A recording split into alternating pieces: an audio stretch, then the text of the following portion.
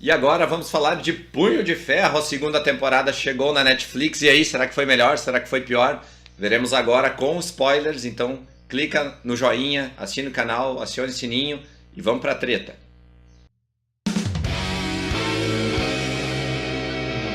E aí, senhor Ederson Nunes, que podemos dizer da segunda temporada de Punho de Ferro?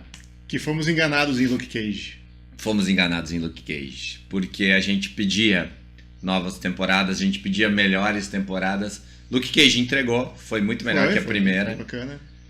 Punho de Ferro. Demolidor também foi melhor. Demolidor é a melhor. Demolidor é a salvação da lavoura.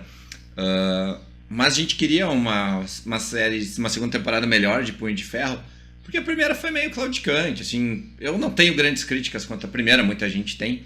Mas eu tolerei, ok? Foi uma boa série. Mas nessa segunda temporada, meu fio... Eles não entregaram o que a gente esperava. Tanto que no final da primeira temporada ficou aquele vazio. A gente queria saber o que aconteceu em Kunlu. Foi lacuna. Eles chegam em Kunlu. O que aconteceu? O que aconteceu, a gente não sabe. Esqueceram. Eles falam ali em um ou outro episódio, mas não dão grande explicação. Esqueceram da vida. E aí, Defensores, todo mundo já esqueceu, né? E o Luke Cage, quando ele apareceu, o Luke Cage, a gente achou, teve uma evolução, o tal do Finn Jones. Ficou legal, porque na segunda temporada de Luke Cage ele aparece muito bem, ele dá um alívio cômico, ele dá uma esperança, enfim, se encaixa bem, os dois ficam bem encaixados e a gente pensou, agora acertaram a mão no Punho de Ferro. Só que nem tanto. Não. Mas vamos tentar começar sendo otimista, vamos falar dos pontos fortes da segunda temporada. Primeira série da Netflix Marvel que diminuíram os episódios e ajustou e ficou... Ainda poderia ser um pouquinho menos, 10 mas episódios. Já estou agradecido. Obrigado. Sem a tradicional barriga daqueles 13 episódios, que 3 ou 4 ou 5 sempre não serviam para grandes coisas. Então agora com 10 episódios mais enxuto, ficou legal, então, ponto forte. Girl Power, né? Esse é o... Na verdade, eles podem já mudar o nome para Filhas do Dragão, porque a princípio vai ter uma nova temporada de Punho de Ferro, mas a gente preferia que fosse Filhas do Dragão, porque na verdade a série foi delas, né? A série foi toda delas e foi muito mais da Colleen Wing, da nossa amiga Jessica Henwick e da Simone Missick, Misty Knight. Elas roubaram totalmente a cena. Chegou um determinado episódio que eu nem lembrava mais quem era o Finn Jones lá, quem era o Danny Rand, porque elas estavam muito assim. E não foi ruim. O problema disso é que a gente tá olhando uma série do Punho de Ferro, né? Não tem problema elas serem protagonistas. Só que a gente esperava um Punho de Ferro. E o Punho de Ferro não veio de novo. Mas as duas estão sensacionais. Elas tomaram conta. O Finn Jones, que é a gente esperava um ator que superasse um pouquinho, pelo menos na parte de luta ele se superou, né? Mas na parte de atuação e de cativar o público, também o roteiro também não ajudou muito. O roteiro não tá ajudando ele, tá mais ou menos que nem o Henry Cavill lá no Superman. O Henry Cavill, ok, ele entrega um bom Superman, mas o roteiro ali não ajuda, né? Porque vamos combinar, o cara lutou contra um dragão, o cara passou a vida inteira em Kunlun treinando, aí ele chega aqui, ele tem que ser treinado por outra pessoa? Não, né? Ele tem que ouvir ensinamentos de outra pessoa? Não, ele tem que vir aqui e mandar. Né? Ele tem que vir aqui e mandar. Ele é um guri ainda, aprendendo. Muito apesar de a gente ter defensores e no Luke Cage achar que ele já está preparado, já está muito preparado. Mas na primeira temporada não tem problema isso, né? Mas na segunda temporada ele ainda está nesses dilemas. É difícil. Mas a gente está falando dos pontos fortes. Vamos lá. E aí o grande nêmesis do Punho de Ferro, que é o Davos, que é o Serpente de Aço, né? Que o ator... Como é que é o nome dele? Sacha Dhawan. É um cara bom de luta. Ele vai bem, né? Ele é um bom vilão. Ele entrega um bom vilão. Pode ficar como ponto forte, sim. A gente tem também a dupla dos irmãos Tom Pelfrey, que é o Ward. E a Jessica Stroop, que é a Joy. Mitchum, aliás. Eles também não fazem diferença, assim, são bons atores. Eu gostei do final que teve o do Ward. Ele teve uma boa subtrama. Se redimiu. A Joy me pareceu assim um pouco forçado. Ela tá querendo prejudicar as pessoas a moda louco, assim. Mas ok, tinha que ter uma subtrama pra ela também. Mas a do Ward com certeza foi melhor, né? E ele é eu gosto desse ator, ele é bem cafajeste, assim. É bem canastrão, bem canastrão. Então... Faz aqui, ele ó. fez o papel. Faz aqui, ó. Aqui, ó. E ele faz mal pra algumas pessoas também, e ele faz bem. Ele tem uma dualidade interessante, esse personagem, né? Então, foi e a Misty Knight, né? Que veio também chutando tudo, que roubou a cena com a Colleen Wing. E queremos a série só das duas. Queremos a série das Filhas do Dragão, que vai ser mais legal que Punho de Ferro. Não tenho dúvidas. Até eu acho que por causa desse up que a Jessica Henwick deu na primeira temporada do Punho de Ferro, eles deram mais destaque. Deram muito destaque pra ela e foi tá aí nos nossos pontos fortes. Tanto que depois a gente vai falar do final, o que acontece. O final é tenso. Mas agora pontos fracos, porque tem muito ponto fraco aqui. É o que a gente já esperava, né? Finn Jones, que não entregou também o roteiro não ajudou, mas ele também não é um ator que... Ele não tá entregando. Apesar de ele parece um pouco fraco nas lutas, melhorou um pouco na segunda temporada. As cenas não me incomodaram de luta. Mas assim, ele não é o Punho de Ferro, ele não é o cara que nem tu falou, ele deveria chegar aqui chegando. Chegar mandando, né? Ele ficou de escanteio e daí depois ele machucou a perna e... Aí, enfim. Faltou a participação do Luke Cage. Poderia. Faltou, tinha que ter, né? Não tem porquê. Ela até comenta a Misty, né? Uma hora.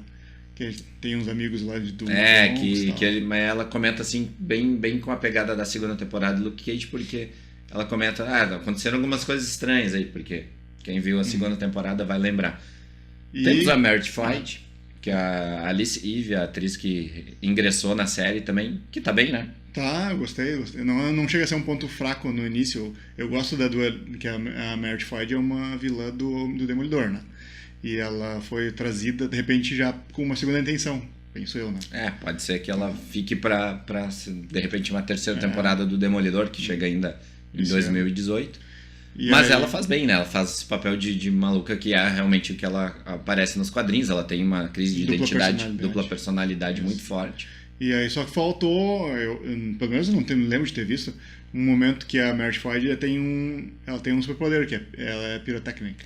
Isso não mostrou. Pirotecnia, né? Ela mexe com fogo e tal. Essa parte esconderam. De repente vai vir alguma coisa ainda aí. E eles deixam, né, naquela... Porque eles dizem que ela tem dupla personalidade, mas às vezes tem uma terceira e tem uma quarta. Então, de repente, isso pode vir pro futuro também, né? Eles comentam alguma coisa de Sokovia no meio disso tudo, que ela era uma soldado, né? Soldado, estava assim. Presa, aprisionada lá em Sokovia. Que não agrega muito, mas deixa o fã mais um pouco felizinho, assim.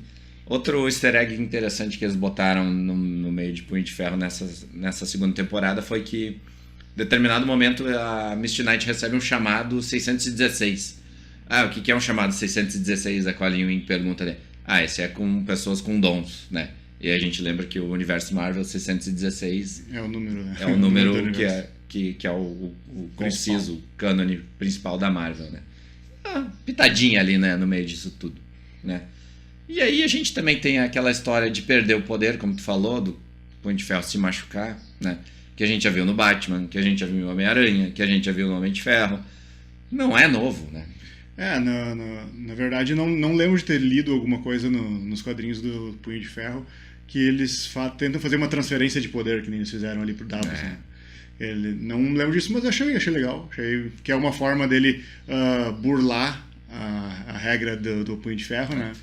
Casa bem com a história que eles contaram de background dos dois, que eles criaram juntos, cresceram juntos, e ele sempre ficou com aquela mágoa de não ter sido Punho de Ferro, né? Veio o estrangeiro e tirou a vaga dele, né? Achei muito bom, isso aí achei que valeu a pena. Foi mais ou menos na metade da temporada que acontece isso, né? Depois o Punho de Ferro, o Danny Rand se machuca e aí fica Colleen Wing. Colleen Wing total. E no final ele diz, né, então, que ele não quer ser o Punho de Ferro. Ele diz, Colleen Wing, você precisa ser. E aí estraga toda a mística da coisa, né? Por que ele foi pra... Ele caiu lá, né? Caiu no avião, caiu lá. E foi treinado.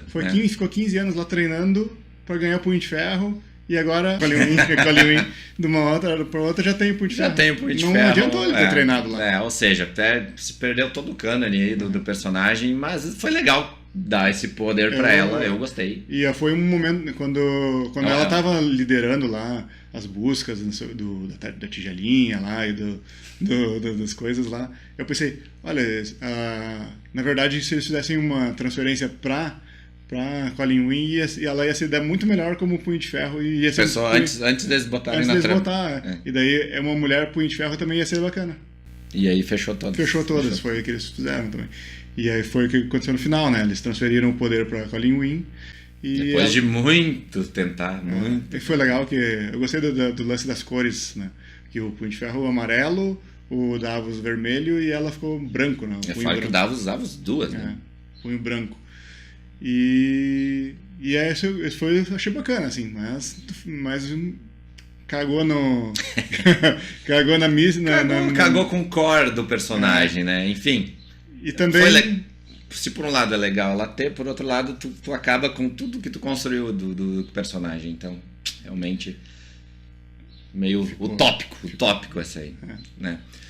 E aí a gente vai pra pior coisa dessa série, dessa segunda temporada, que eu fico pensando assim, quem foi o diabo que escreveu aquilo? Quem é que teve essa ideia? Não, que agora é o spoiler mais hard que tu vai escutar agora nessa crítica aqui da segunda temporada, que é a última cena, quando o Punho de Ferro tá lá no Japão pra vir buscar a história dele. No Tibete, sei lá. Então ele e o Ward pegam um avião e vão, tipo, se buscar o interior lá.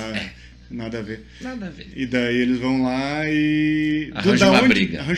E da onde...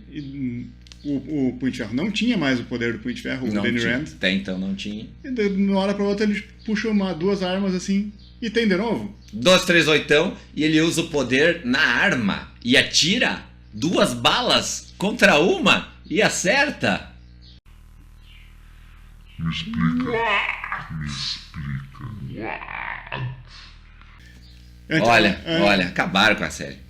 Antes disso, eles fazem uma cena também com a Colleen Wing, que ela usando o poder dela do Punho de Ferro com uma espada. Eu achei bacana. Né? Ok, com a espada. Então. Tem muito mais a ver com um revólver, né? Ela é a portadora do Punho de Ferro, ela pode. Mas e o outro agora... porque quando eles tiram o Punho de Ferro dele, eu fiquei assim, a qualquer momento ele vai se superar e vai resgatar sem ter que tirar o poder do Serpente. Eu achei que qualquer momento isso acontecer, mas não aconteceu. E aí quando acontece lá no final, acontece de forma totalmente desproposital, numa briga de bar contra um velho que tá com uma arma, e ele tá com 2 armas. Não faz sentido nenhum. Essas coisas que a gente quer esquecer depois, A gente quer esquecer. Nossa, demais. Vai para as séries da Deprê junto com o Inumanos, aí vai entrar num flop legal. Que venham as Filhas do Dragão para salvar esse universo da Netflix e que venha o Demolidor para salvar de vez, porque estamos precisando dele.